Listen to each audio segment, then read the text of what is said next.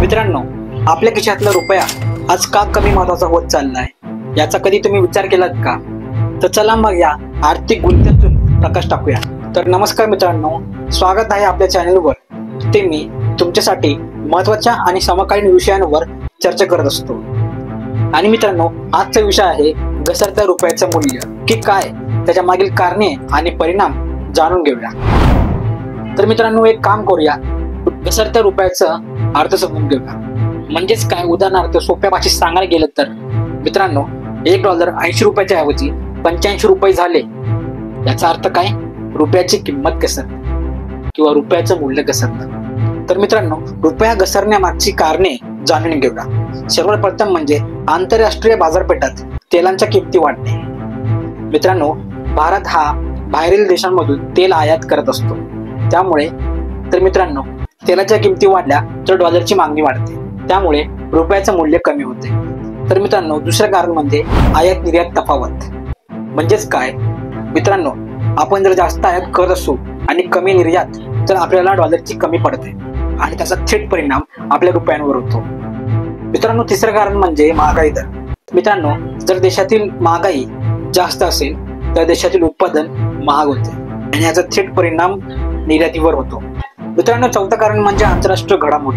याचं उदाहरण म्हणजे रशिया युक्रेन युद्धामुळे जागतिक अस्थिरता वाढली. यामुळे डॉलरकडे गुंतवणूकदारांचा ओढा वाढतो आणि रुपया मात्र पूर्णपणे घसरला जातो. मित्रांनो, रुपया घसरण्यामागचा परिणाम म्हणजे आयात महाग होणे.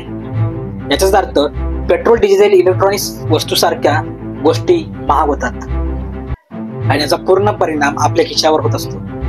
मित्रांनो, दुसरा परिणाम म्हणजे महागाई वाढणे. आयातीवर पूर्णपणे डिपेंडंट राहिल्यामुळे महागाई वाढते, जी सामान्य लोकांना खूप त्रासदायक असते. मित्रांनो, तिसरा परिणाम म्हणजे परदेशामध्ये शिक्षण आणि प्रवास घेणे महाग होते. यामुळे परदेशात जाणाऱ्या विद्यार्थ्यांसाठी आणि प्रवाशांसाठी खूप महाग असं खर्च होत असतो. आणि मित्रांनो, चौथा परिणाम म्हणजे देशाच्या विकासावर होणारा परिणाम. म्हणजेच काय, तर चलनाच्या अस्थिरतेमुळे गुंतवणूक कमी होत असते.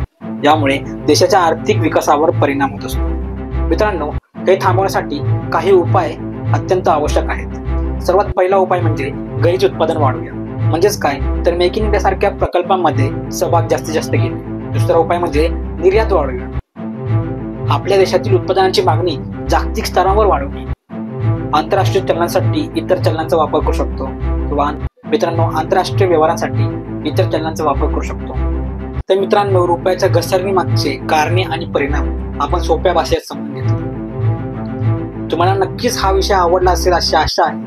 अजून अशाच महत्त्वाच्या विषयांवर माहिती हवी असेल तर मित्रांनो, आपल्या चॅनलला सबस्क्राईब करा आणि लाईक करायला मात्र विसरू नका.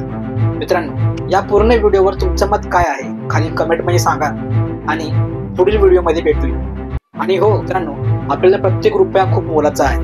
त्याची किंमत जाणून घेणं आणि त्यासाठी योग्य पावलं उचलणं हीच खरी देशभक्ती आपण समजू शकतो. तर मित्रांनो, शिकत राहा, समजत राहा आणि प्रगती करत राहा.